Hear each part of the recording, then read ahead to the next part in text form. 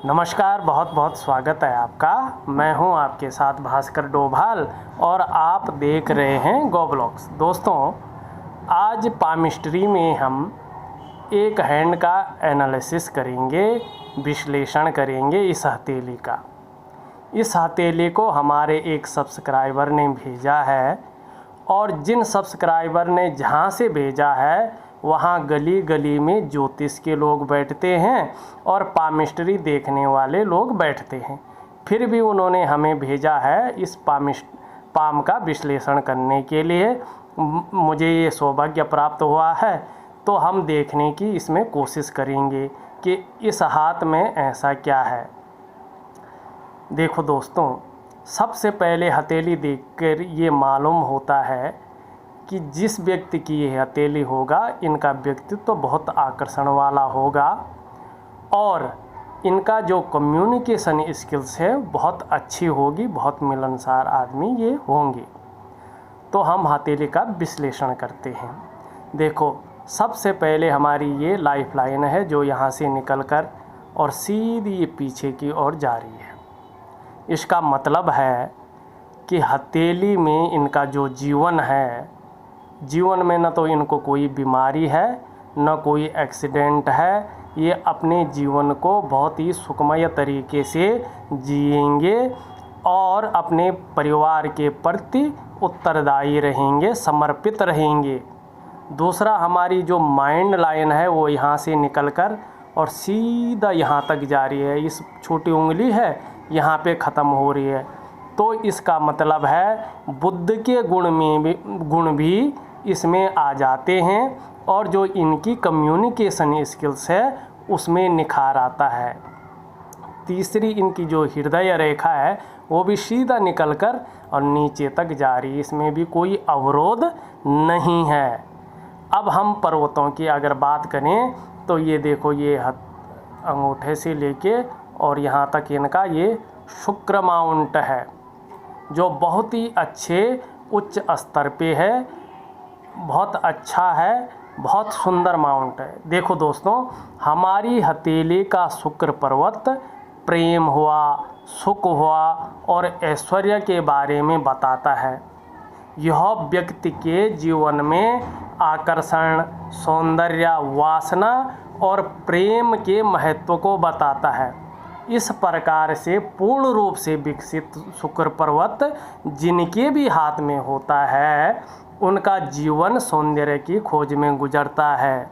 वे हर कार्य औरों के बजाय बहुत नाजुकता से और खूबसूरती के साथ करते हैं। शुक्र सुख का भी कारक है।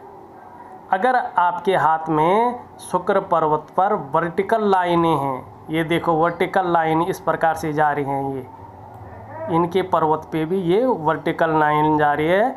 कुछ ये देखो नीचे से पतली हैं और ऊपर जाते जाते बड़ी हो रही हैं।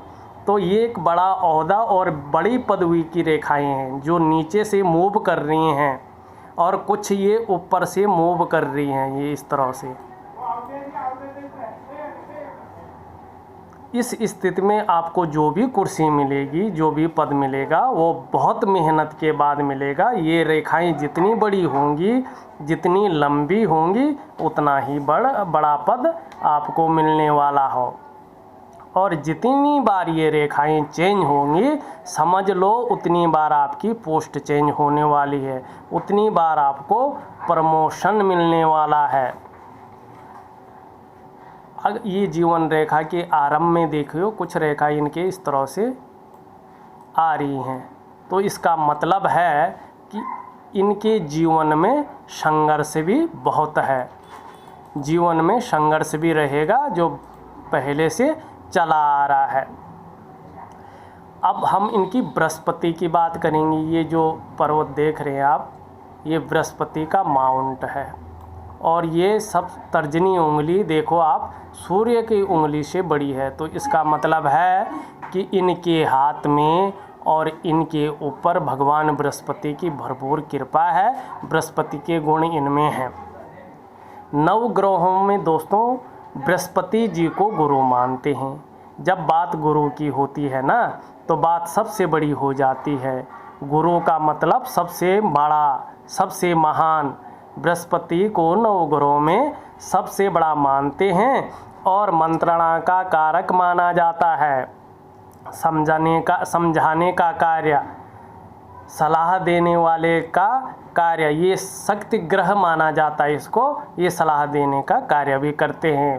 बृहस्पति का जो अधिकार होता है वो होता है पीले रंग पर, स्वर्ण यानी सोने पर, वित्त पैसा यानी धन पर, कोष यानी खजाने पर, कानून पर, धर्म पर, ज्ञान पर, मंत्र और ब्राह्मण।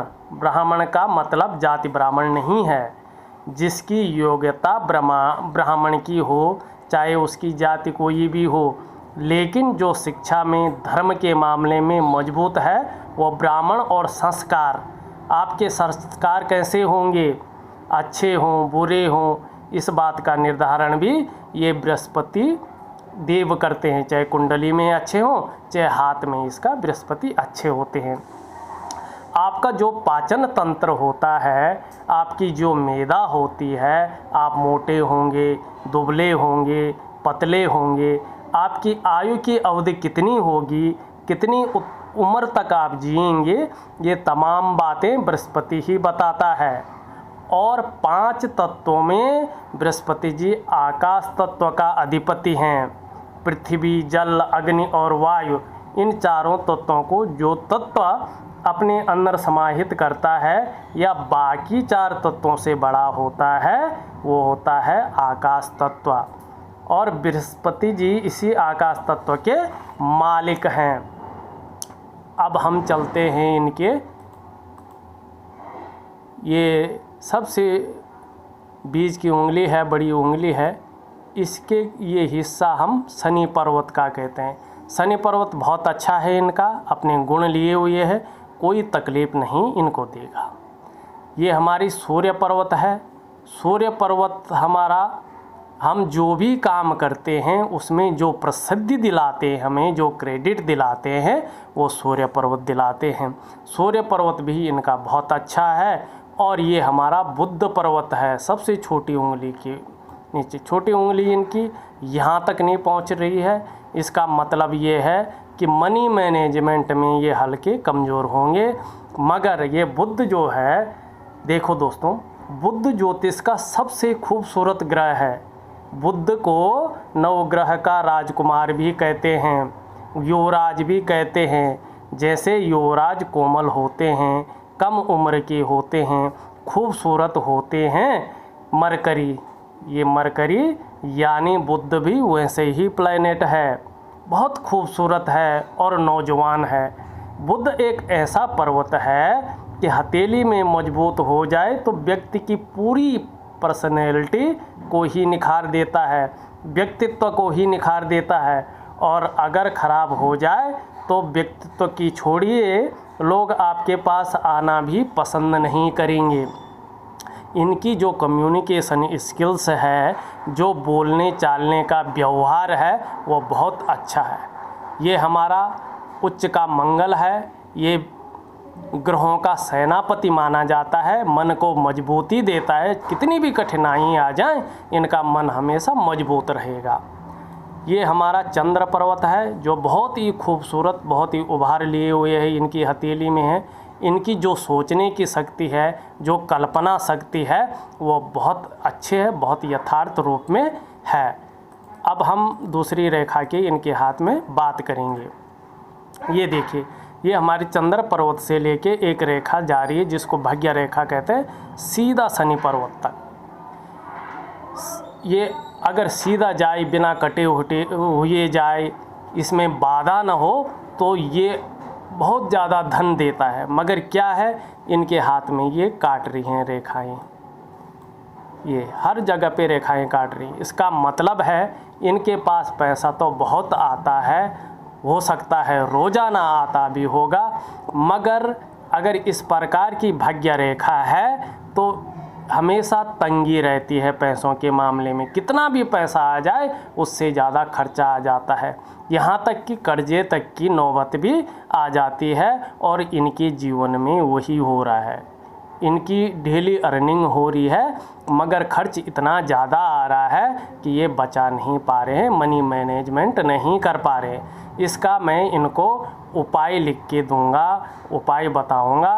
अगर ये अनुशासन से विधिवत तरीके से उस उपाय को करेंगे तो निश्चित और निश्चित तौर पर इनकी जो आर्थिक स्थिति है वो बहुत ही अच्छी होगी। वीडियो बड़ी ना हो जाए इसलिए मैंने इनकी मीन चीज़ों की, हथेली में जो मीन ग्रह थे